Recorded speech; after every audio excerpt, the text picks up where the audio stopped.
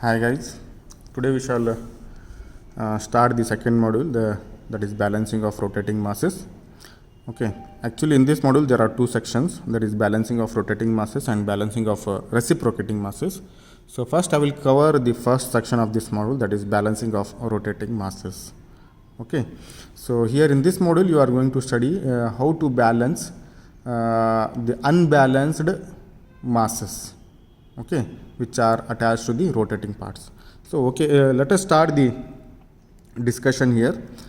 So we know that every machine consists of rotating parts, okay, and these rotating parts are subjected to many masses and many loads in the machine or in the engine, okay. So if these rotating parts are not balanced properly, if the rotating parts of the engine or any machine, if those rotating parts are not balanced properly, so they will not rotate properly. Am I right? Okay. So when the rotating parts are not balanced properly, they will not rotate properly. Okay. So because when the shaft or any rotating part of the machine or engine, when they are unbalanced, they will produce vibrations, because of which again noise will be produced.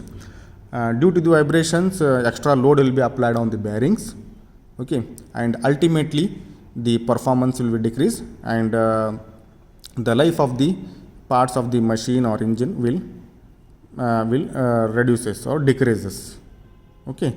So in order to avoid all these vibrations, noise of the unbalanced rotating parts, so here so we have to balance the rotating parts which are unbalanced, okay.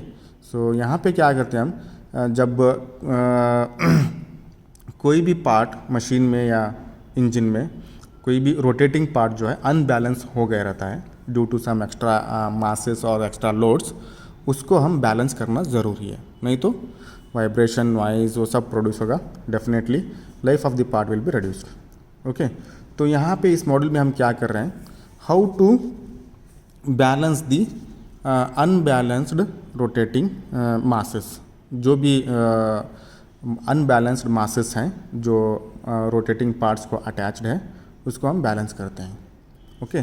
So once again I will repeat, जो भी rotating part जो है unbalanced रहता है due to the attachment of the masses, उसको हम कैसे balance करना है, that we are going to study in this module. So here for example, here I will take the shaft. So this is a shaft, okay. If this shaft is well machined, okay, if this shaft is well machined, then this shaft will rotate properly without any vibrations and noise, okay, without any disturbance it will rotate properly, okay. But if you take the example of machine or any engine, okay, so every rotating part or every shaft is subjected to many masses and loads.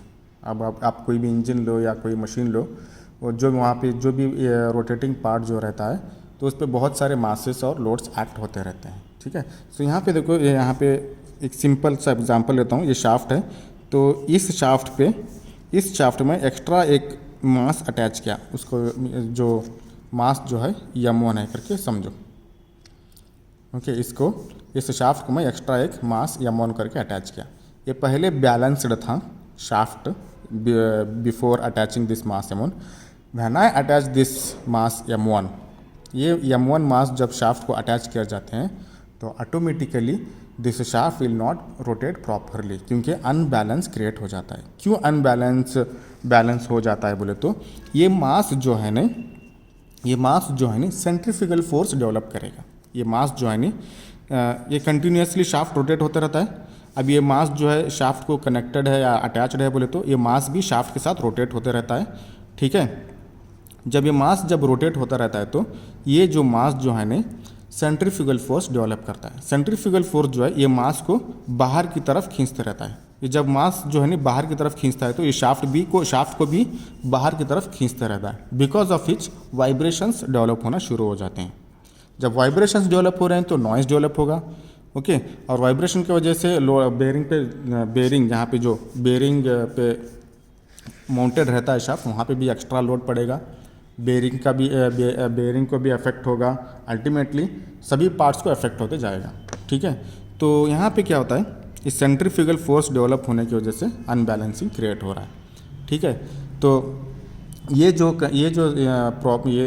जो concept है सभी machine और engine में रहेगा। यहाँ पे क्या here अभी इसको हम अवॉइड करने के लिए, इस अनबैलेंस को अवॉइड करने के लिए हमें कुछ एक्स्ट्रा मासेस ऐड करके इसको बैलेंस करना है, ओके। यहाँ पे क्या होता है, इस अभी जो अनबैलेंस हो गया है, ये शाफ्ट जो है अनबैलेंस हो गया M1 मास की वजह से। अभी इसको हम बैलेंस करना है। हम बैलेंस है ना, ये मास निकाल के बैलेंस नहीं कर सकते। हम बैलेंस कर सकते हैं by attaching one more mass, okay. So we can balance this shaft, okay, by attaching one more extra mass, okay. अभी मैं और एक मास जो है अपोजिट में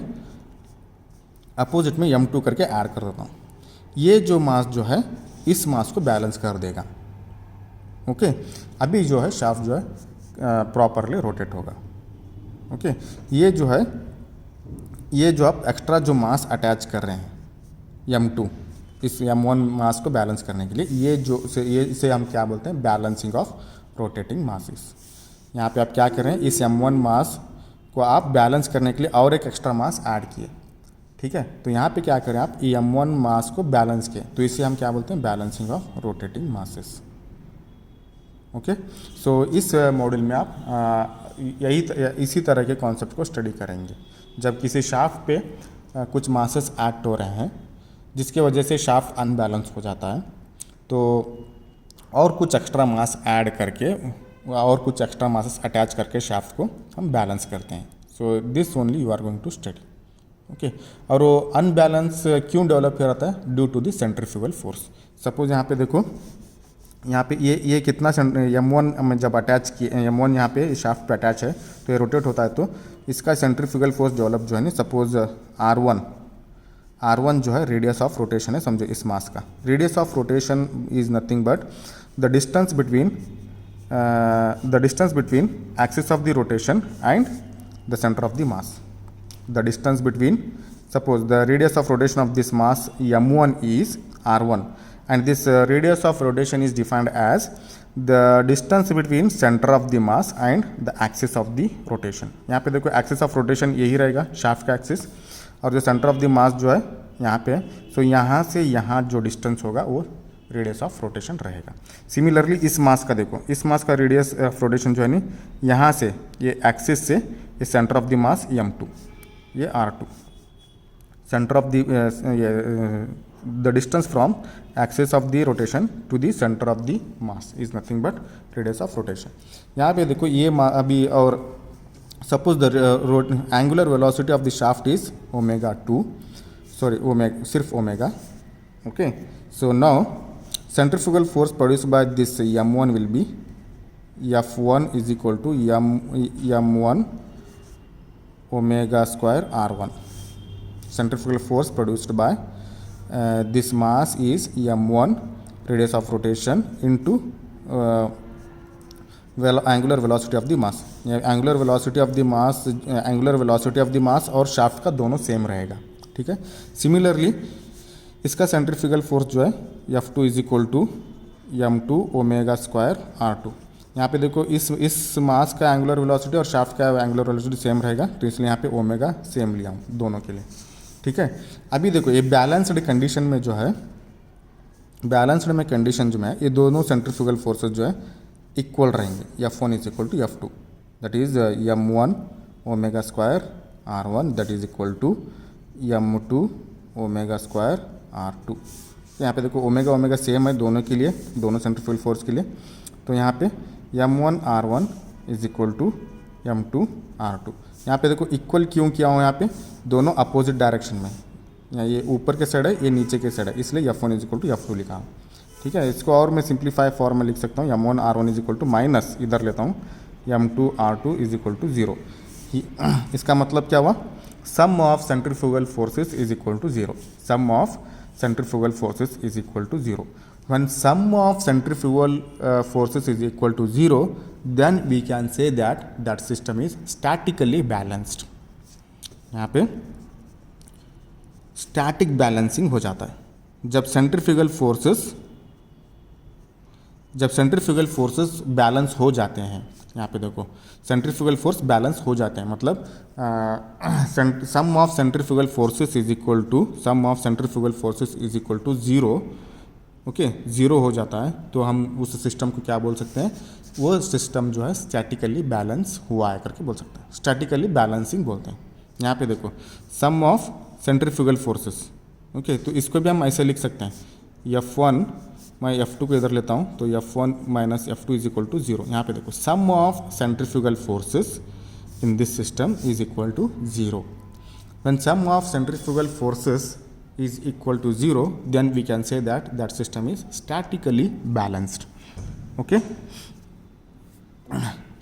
and this is what about the static balance and how to balance the rotating masses। so and here there are different methods to balance the rotating masses। यहाँ पे बहुत सारे methods हैं masses को balance करने के लिए। so we will discuss one by one। so first one is balancing of single revolving mass in the same plane, in the same plane। यहाँ पे क्या करते हैं, suppose I will take the shaft here, यहाँ पे एक shaft लिया हूँ। तो यहाँ पे एक मास अटैच्ड हुआ है, एक ही मास अटैच्ड हुआ है, M1 करके लेता हूँ मैं इसको। ये M1 की वजह से ये शाफ्ट जो है अनबैलेंस हो गया है। ठीक है, तो अभी इसको हम बैलेंस करने के लिए और एक मास अटैच करते हैं, और वो मास जो है सेम प्लेन पे अटैच करना है। अभी देखो ये शाफ्ट है, ये शाफ्ट पे M1 मास अटैच्ड है, जिसकी वजह से ये शाफ्ट जो है अनबैलेंस हुआ है। तो इसको हम बैलेंस करने के लिए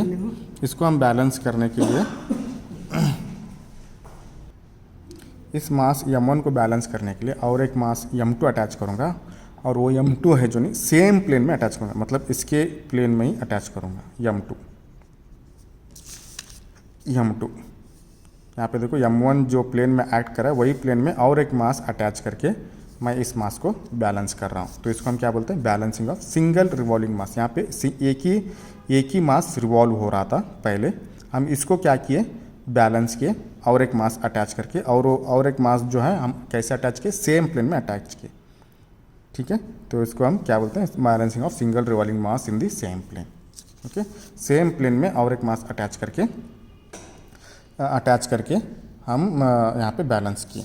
ठीक है, सेकेंड वन जो है balancing of single revolving mass in the two different planes।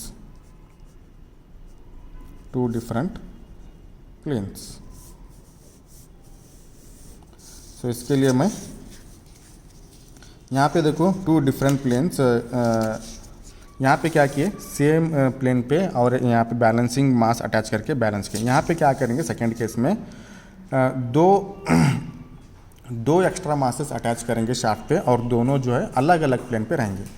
ठीक है, सिंगल मास को ही यहाँ पे देखो ये सिंगल मास को जो है, ठीक है, हम और एक मास सेम प्लेन पे अटैच करके बैलेंस किए। अभी यहाँ पे क्या करेंगे, इस केस में यहाँ पे दो केसेस आएंगे। फर्स्ट वन जो है, यहाँ पे एक शाफ्ट लूँगा मैं,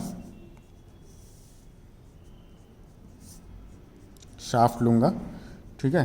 तो यहाँ पे देखो ये M1 करके है, यहाँ पे M करके ले आऊँ, M करके लो, ये शाफ्ट है, ये M1 मास अटैच हुआ जिसकी वजह से ये शाफ्ट जो है अनबैलेंस हुआ है, ये शाफ्ट जो है इस मास की वजह से अनबैलेंस हुआ है।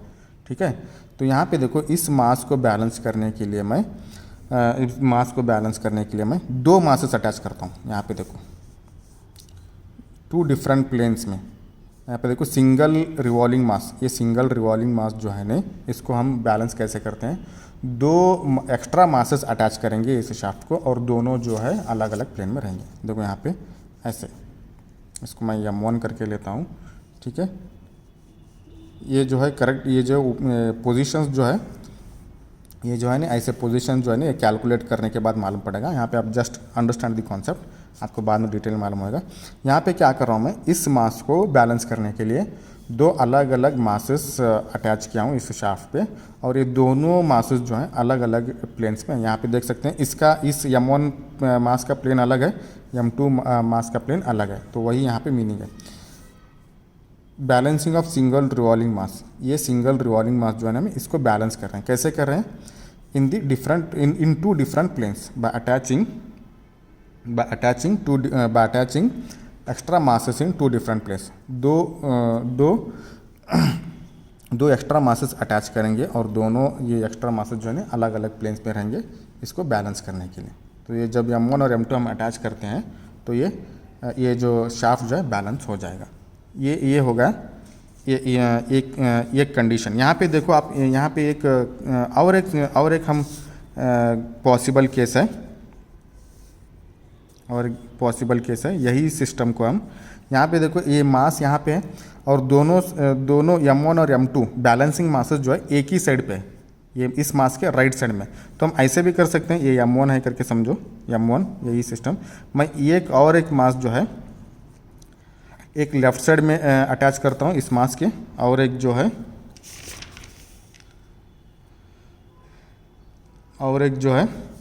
राइट साइड में, दोनों नीचे ही लेता हूँ, ठीक है।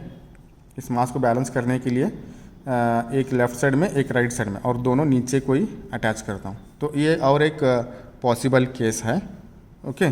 तो यही कंडीशन में जो है ना, ये और एक पॉसिबल है। इस मास को हम अलग अलग प्लेन में M1 और M2 अटैच करके बैलेंस करें, मगर यहाँ पे क्या है, ये जो बैलेंस्ड मासेस जो है on either side of the masses हैं, मतलब एक लेफ्ट साइड में एक राइट साइड में। यहाँ पे क्या हो रहा था, फर्स्ट केस में दोनों राइट साइड में थे। तो अलग अलग पॉसिबल केसेस हैं, ठीक है। और भी अलग अलग पॉसिबल केसेस हो सकते हैं, ठीक है। हम बैलेंस कर सकते हैं अलग अलग पॉसिबल केस। ये होगा balancing of single revolving masses in two different planes, okay. Next जो है ये इम्पोर्टेंट है, थर्ड वन, बैलेंसिंग ऑफ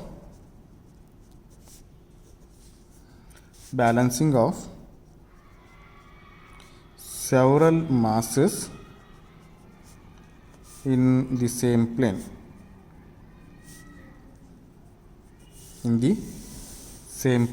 यहाँ पे हम एक ही मास को हम बैलेंस कर रहे थे, अभी क्या करेंगे, बहुत सारे several masses in the same plane, एक ही प्लेन में बहुत सारे मासेस जो एक्ट होते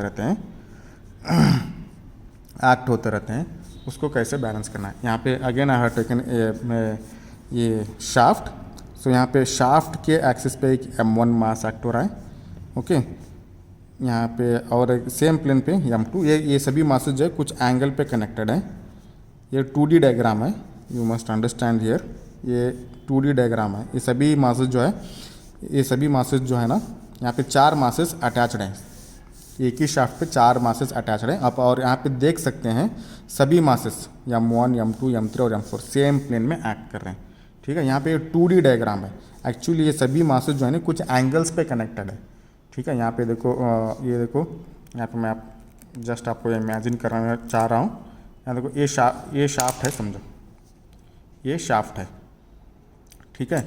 इस पॉइंट पे एक मास अटैच करता हूँ मैं, ठीक है। इस पॉइंट पे ऐसे एक मास अटैच करता हूँ, ये समझो M1, ओके। M2 जो है इसी प्लेन में ऐसे अटैच करता हूँ। तो यहाँ पे देखो, दोनों मासेस के बीच में एंगल हो जाएगा, यहाँ पे दोनों के बीच में एंगल हो जाएगा, और सेम प्लेन में थर्ड M1 M3 जो है नीचे ऐसे कनेक्ट होगा इस डायरेक्शन में, ठीक है। तो यहाँ पे भी कुछ एंगल होगा तीनों के बीच में। नेक्स्ट फोर्थ जो है ऐसे अटैच करूँगा, फोर्थ जो है ऐसे अटैच करूँगा नीचे, सेम प्लेन में ऐसे अटैच करूँगा फोर्थ मास। तो आप यहाँ पे आप इमेजिन कर सकते हैं चारों के बीच में कुछ एंगल है, ठीक है। यहाँ पे आप इस साइड से यहाँ इस साइड से देखेंगे तो चारों के बीच में आपको एंगल नज़र आएगा, तो वैसे कनेक्टेड है। यहाँ पे 2D डायग्राम है, ओके, ट्राई टू अंडरस्टैंड। तो हम यहाँ पे क्या करेंगे, इसको हम बैलेंस करना है। हम बैलेंस कैसे करेंगे, एक एक्स्ट्रा मास अटैच करके इसको बैलेंस करेंगे। मगर वो एक्स्ट्रा मास जो है ना कितने एंगल पे इस शाफ्ट पे सेम प्लेन में अटैच करना है और कितने एंगल पे अटैच करना है और कहाँ पे अटैच करना है उसको हमको फाइंड करना है। यहाँ पे क्या करना है, ये M1, M2, M3, M4 इन चारों मासेस की वजह से ये शाफ्ट जो है नी अनबैलेंस हो गया है। तो हम बैलेंस करने के लिए मैं और एक एक्स्ट्रा मास ऐड करना चाहता हूँ ताकि ये सिस्टम जो है बैलेंस होना चाहिए, ये शाफ्ट जो है बैलेंस होना चाहिए। मगर वो जो मास जो मैं अटैच करने वाला हूँ उसका मास कितना रहना चाहिए और वो कहाँ पे अटैच करना चाहिए उसको हम फाइंड करना है। तो यहाँ पे सपोज़ ये एंगल्स इसको मैं और 2D डायग्राम में इसको मैं और एक फॉर्म में निकालता हूँ डायग्राम। सपोज़ M1 जो मास है उसको मैं रेफरेंस करके लेता हूँ, ये M1 करके है, ठीक है। M1 जो है रेफरेंस मास करके लेता हूँ, ठीक है। M1 ये होगा, ठीक है। तो नेक्स्ट M2 और M1 के बीच में एंगल अल्फ़ा करके लेता हूँ मैं, ठीक है। तो ये M2 जो है ना M1 के साथ एंगल अल्फ़ा, मतलब कुछ एंगल बनाया रहता ना, ये M2 जो है ना इससे M1 के साथ कुछ एंगल बनाया हुआ ना, वो एंगल को मैं अल्फ़ा करके लेता हूँ, ठीक है। नेक्स्ट जो है और एक मास M3 जो है ऐसे लेता हूँ मैं यहाँ पे। मतलब ये डायग्राम क्यों निकाल रहा हूँ बोले तो कौन से मास के बीच में कितना एंगल है उसके लिए मैं ऐसे निकाल रहा हूँ।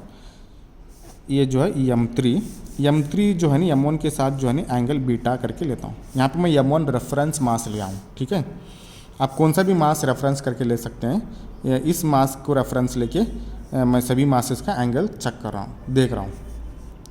और ये M4 है, ये जो है M4 है, ओके। इसका जो एंगल है M1 के साथ ये गामा है, अल्फ़ा बीटा गामा। M2 जो है M1 के साथ अल्फ़ा एंगल किया हुआ है, M3 जो है M1 के साथ एंगल बीटा किया हुआ है, M4 जो है M1 के साथ एंगल गामा बनाया हुआ है। तो अभी क्या करना है, यहाँ पे मुझे एक एक्स्ट्रा मास अटैच करना है इस शाफ्ट पे ताकि ये चारों मासेस बैलेंस होना चाहिए। वो एक्स्ट्रा मास कितना होना चाहिए और वो M1 के साथ कितना एंगल बनाए रहना चाहिए उसको फाइंड करना है। तो यहाँ पे हम क्या करते हैं, दो मेथड्स हैं, एक एनालिटिकल मेथड।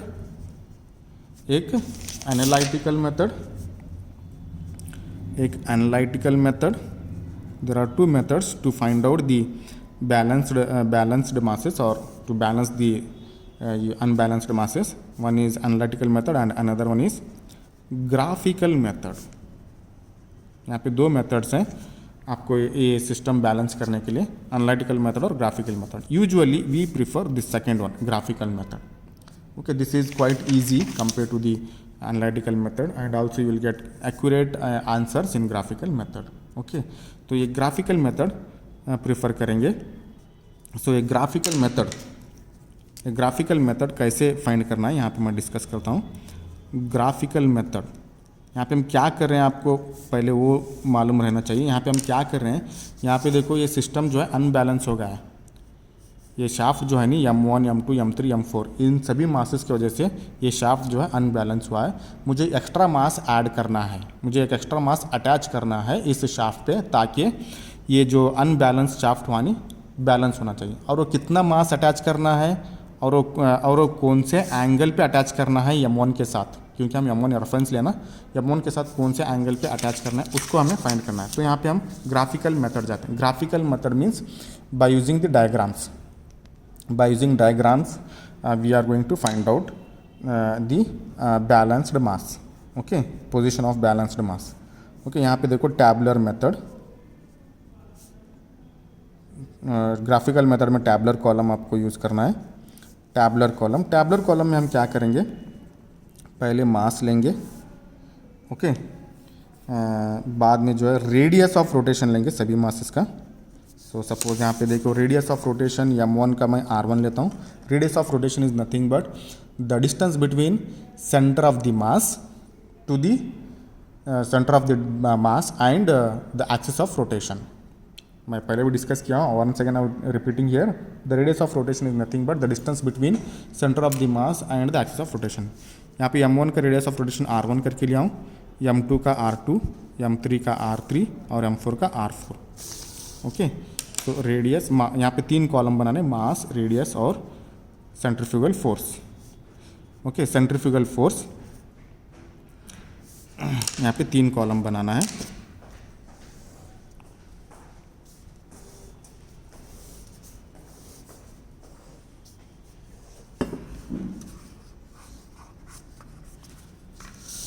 यहाँ पे 3 कॉलम बनाना है। यहाँ पे आप और एक कॉलम ऐड कर सकते हैं ये सीरियल नंबर के लिए। This is serial number. Okay, number 1 mass 1।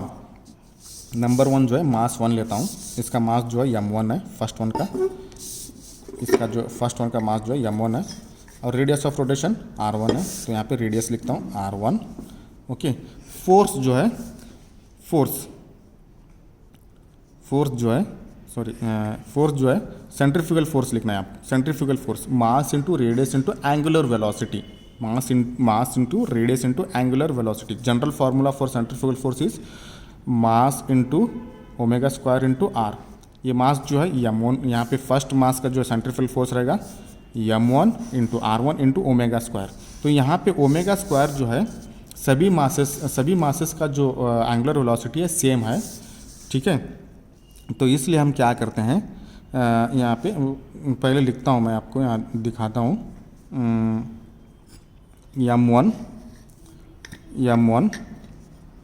Suppose angular velocity of the shaft is omega, angular velocity of shaft is omega. तो ये जो एंगुलर वेलोसिटी है ना सभी मास का भी सेम रहेगा, क्योंकि सभी मासेस जो है शाफ्ट को कनेक्टेड है। तो शाफ्ट का जो भी एंगुलर वेलोसिटी रहेगा वही सभी मासेस का रहेगा। तो यहाँ पे सभी मासेस का भी एंगुलर वेलोसिटी जो ओमेगा ही रहेगा, m1 ओमेगा r1। ठीक है, ये है जो है centrifugal force. Okay, second one का जो है m2 r2। ये जो मास जो है सेकेंड मास का m2 है, रेडियस ऑफ रोटेशन r2 है। यहाँ पे आप देख सकते हैं r2, m2 r2 और इसका सेंट्रीफ्यूगल फोर्स होगा m2 omega square r2। Similarly third का है, थर्ड का है m3। यहाँ पे देखो आप थर्ड मास का m3 r3। मास जो m3 है, रेडियस ऑफ रोटेशन है r3 है। इसको हम कैसे लिख सकते हैं, m3 omega square r3। Okay, similarly fourth one का यहाँ पे देखो m4 है मास, रेडियस ऑफ रोटेशन r4 है। सो m4 r4। So centrifugal force is m4 omega square r4। सो यहाँ पे देखो ओमेगा जो है ना सभी सेंट्रीफ्यूगल फोर्स के लिए सेम है, सभी सेंट्रीफ्यूगल के फोर्स के लिए सेम है। जब ये बैलेंस हो जाता है तो ये ओमेगा कैंसिल हो जाएगा, क्योंकि बैलेंस्ड मास का भी जो एंगुलर वेलोसिटी रहेगा ना वो ओमेगा ही रहेगा, क्योंकि वो भी हम शाफ्ट को ही अटैच करने वाले हैं। तो इसलिए यहाँ पे हम इस सेंट्रीफ्यूगल फोर्स को हम इन शॉर्ट ऐसे भी लिख सकते हैं, m1 मतलब वो ओमेगा कैंसिल हो जाता है। जब बैलेंस हो जाता है तो ये ओमेगा जो है नहीं कॉमन आके कैंसिल हो जाएगा। तो इसलिए यहाँ पे और आसानी के लिए हम इस ओमेगा को हम स्किप कर सकते हैं। Omega m1 r1, m2 r2, m3 r3, m4 r4। तो यहाँ पे मैं क्या बताना चाह रहा हूँ, ऐसे क्यों किया बोले तो जब आप बैलेंस्ड मास अटैच करते हैं तो उसका एंगुलर वेलोसिटी भी ओमेगा ही रहेगा, क्योंकि वो बैलेंस्ड मास जो है हम शाफ्ट को ही अटैच कर रहे हैं। जितना शाफ्ट का एंगुलर वेलोसिटी रहेगा उतना बैलेंस्ड मास का भी रहेगा। तो जब आप कैलकुलेट करते रहते हैं, जब आप कैलकुलेशन करते रहते हैं तो ये सभी ओमेगा कॉमन हो जाएंगे। ठीक है, और वो बैलेंस्ड मास का जो एंगुलर वेलोसिटी ओमेगा रहेगा वो भी कैंसिल हो जाएगा। तो आप यहाँ पे डायरेक्टली है ना वहाँ पे कैंसिल करने के बदले में यहीं पे आप ये स्किप करके यहाँ पे डायरेक्ट लिख सकते हैं, ताकि आपको आसान हो सकता है प्रॉब्लम सॉल्व करने के लिए। ठीक है, प्रॉब्लम सॉल्व करने के लिए, कॉन्सेप्ट अंडरस्टैंड करने के लिए। तो इसलिए हम कभी भी जो है नहीं सेंट्रीफ्यूगल फोर्स लिखते हैं तो ये ओमेगा जो है नहीं इसको हम स्किप करते हैं, क्योंकि बैलेंस्ड मास का एंगुलर वेलोसिटी और सभी मास का एंगुलर वेलोसिटी सेम रहता है, तो हम ये ओमेगा को जो है ना स्किप करते हैं। ठीक है, जब भी हम टैबुलर कॉलम में सेंट्रीफ्यूगल फोर्स लिखते हैं, आप यहाँ पे सेंट्रीफ्यूगल फोर्स लिखते हैं तो ये ओमेगा जो है ना हम स्किप करते हैं, तो डायरेक्ट जो है ना m1 r1 m2 r2 m3 r3 m4 r4 लिखते हैं। ठीक है, सो अभी बैलेंस्ड मास का मास और एंगल फाइंड करना है। इसको हम कैसे करेंगे देखेंगे।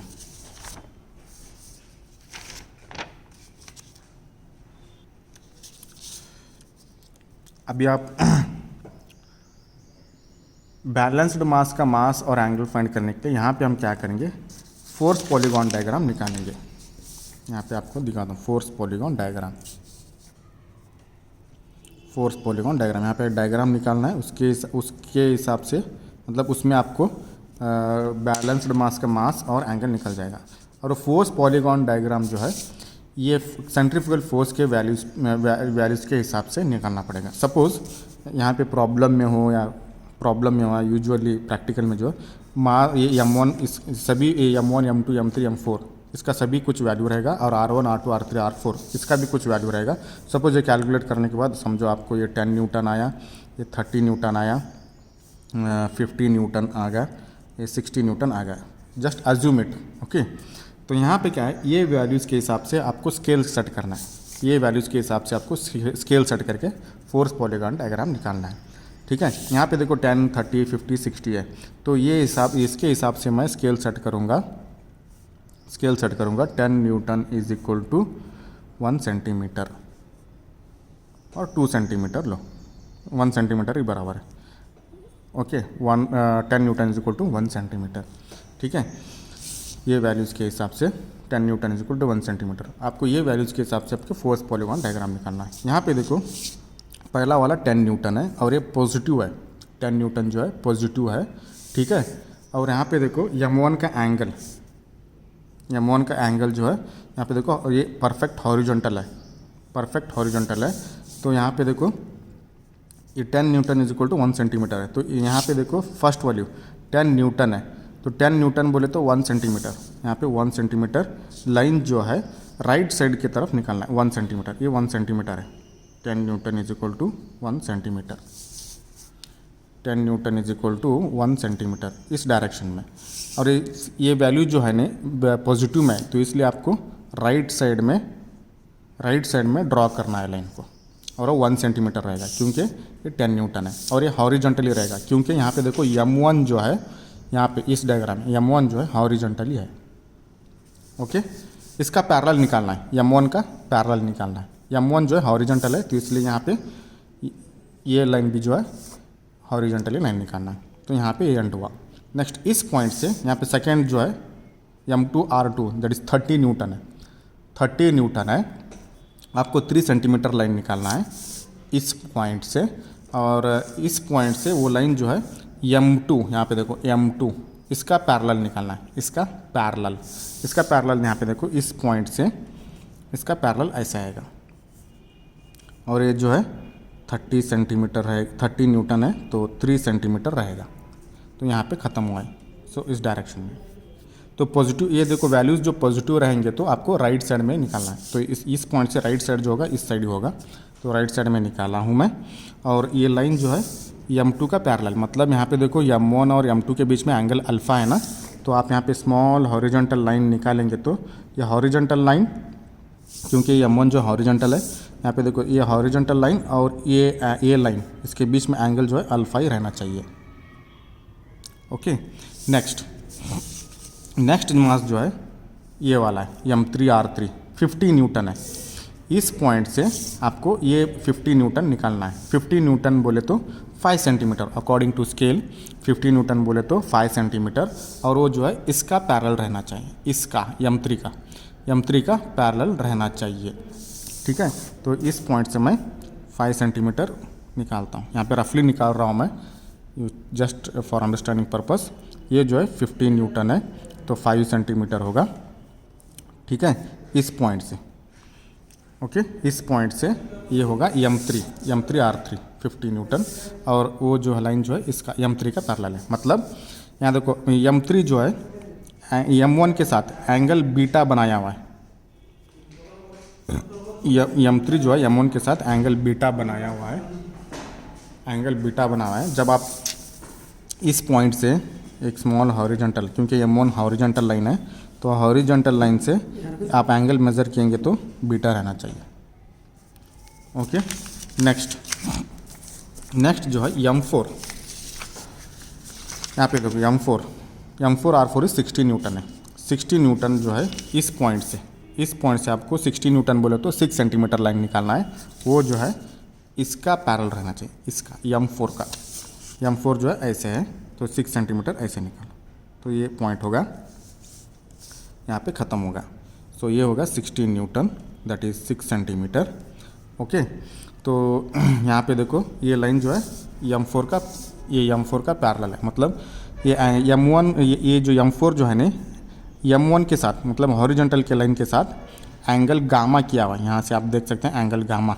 तो आप यहाँ पे एक स्मॉल हॉरिजॉन्टल लाइन, क्योंकि M1 जो है हॉरिजॉन्टली है, तो यहाँ पे एक स्मॉल हॉरिजॉन्टल लाइन निकालेंगे तो इस हॉरिजॉन्टल लाइन और इस लाइन के बीच में एंगल जो है गामा रहना चाहिए। ओके, सो नेक्स्ट अभी देखो, अभी इम्पोर्टेंट है बैलेंस्ड, यहाँ पे डायरेक्शन जो है ऐसे डाल। अभी जो है बैलेंस्ड मास का जो वैल्यू है उसको कैसे फाइंड करना है, एंगल कैसे फाइंड करना है। यहाँ पे देखो ये फोर्स पॉलीगॉन डायग्राम जो है इसको क्लोज करना है। क्लोज मतलब ये एंड पॉइंट और स्टार्टिंग पॉइंट दोनों को जोड़ देना चाहिए, और यहाँ पे देखो डायग्राम ऐसे जाके इसी डायरेक्शन, मतलब ऐसे डायरेक्शन जाके क्लोज होगा। ठीक है, अभी मैं सभी पॉइंट्स को नेम देता हूँ। ये O, ये स्मॉल a, स्मॉल b, ये स्मॉल c, ये स्मॉल d। ये जो OD जो है ये डिस्टेंस से हम ये लाइन से हम बैलेंस्ड मास का मास और एंगल फाइंड कर सकते हैं। यहाँ पे देखो इस बैलेंस्ड इसका वैल्यू फाइंड करेंगे। OD समझो कुछ डिस्टेंस आएगा आपको, OD इज इक्वल टू समझो 10 है तो 1.5 सेंटीमीटर है। OD is equal to 1.5 centimetre ये डिस्टेंस है। तो ये वैल्यू लेके हम बैलेंस्ड मास का मास फाइंड कर सकते हैं। कैसे बोले तो सपोज बैलेंस्ड मास को मैं B करके लेता हूँ, MB। ओके, MB लेता हूँ, बैलेंस्ड मास का जो है मास जो है MB करके लेता हूँ, और रेडियस ऑफ रोटेशन जो है RB करके लेता हूँ। ओके, MB RB, यहाँ पे देखो M1 R1, M2 R2, M3 R3, M4 R4 करके लेने, तो यहाँ पे भी जो है ना इस लाइन का जो है MB RB करके लेना है, क्योंकि ये 10 न्यूटन क्या है M1 R1 है, ये 30 न्यूटन क्या है M2 R2 है, ये 50 न्यूटन क्या है M3 R3 है, ये 60 न्यूटन क्या है M4 R4 है। तो ये लाइन जो है मैं MB RB करके लेता हूँ, क्योंकि ये 10 न्यूटन जो है मास और रेडियस मल्टीप्लाई करने के बाद आया है, और ये 30 न्यूटन जो है मास और रेडियस मल्टीप्लाई करने के बाद आया। ये जो 5 न्यूटन और 5 सेंटीमीटर जो है मास और रेडियस मल्टीप्लाई करने के बाद आए। ये 60 न्यूटन जो है और 60 सेंटीमीटर जो है मास और रेडियस मल्टीप्लाई करने के बाद आए। तो ये जो डिस्टेंस जो है मास और रेडियस मल्टीप्लाई करने के बाद ही आना चाहिए। तो इसलिए यहाँ पे मास और रेडियस ये दोनों मल्टीप्लाई करने के बाद मुझे जो है ये डिस्टेंस मिलेगा OD।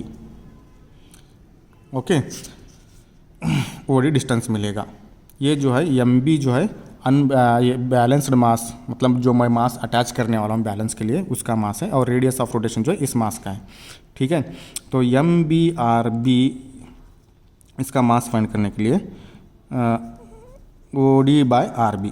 तो इस प्रॉब्लम में आपको क्लियरली समझ में आएगा, ये वैल्यू फाइंड करेगा तो मुझे मास मिल जाएगा, बैलेंस्ड मास का मास मिल जाएगा। तो मतलब कितना मास अटैच करना है।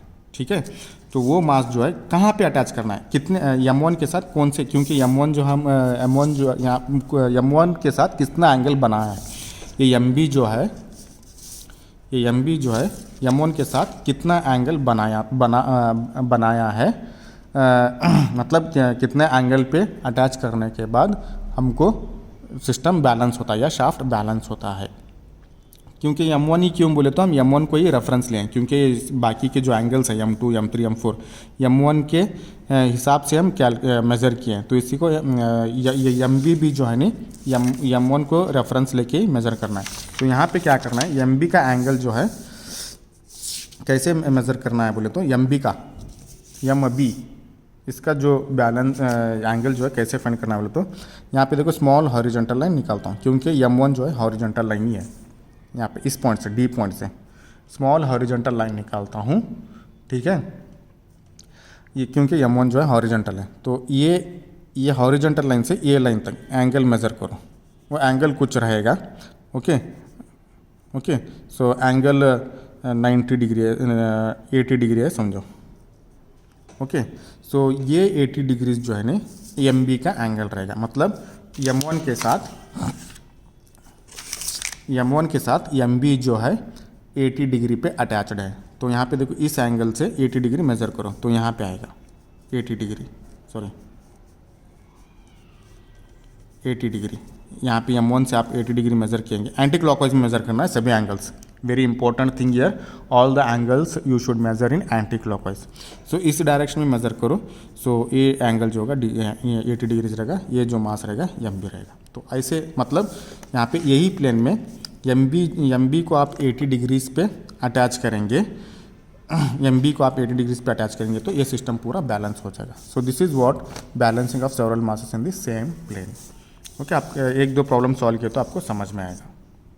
Thank you.